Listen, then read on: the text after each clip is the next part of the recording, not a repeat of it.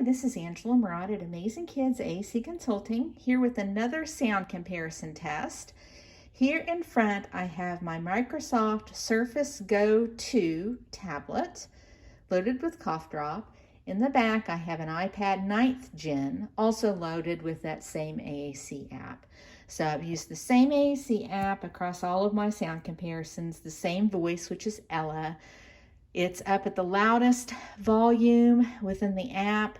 I did the loudest volume adjustment setting at 2, and I did my comparison on the decibel 10 decibel meter app, and the Surface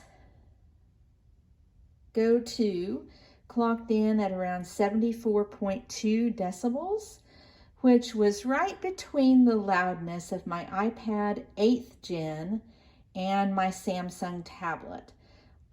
For a reminder, my iPad 8th Gen clocked in at 76.6. I did the same test on my iPad 9th Gen and it clocked in the same. And this clocked in at 74.2, so in between the iPad and my Samsung.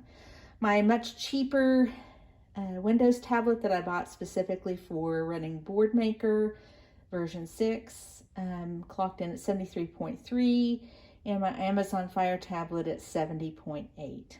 So let's take a listen. This is a test of the Ella voice on my Microsoft Surface Go 2 tablet. So that was the Surface Go 2. Nice, rich quality, didn't sound tinny or muffled. Here's my iPad 9th Gen. This is a test of the Ella voice on my iPad 9th Gen. So noticeably louder and similar in quality. I can't tell if I'm thinking that sounds a little bit distorted now because it's amped up to the loudest level. Let's listen one more time.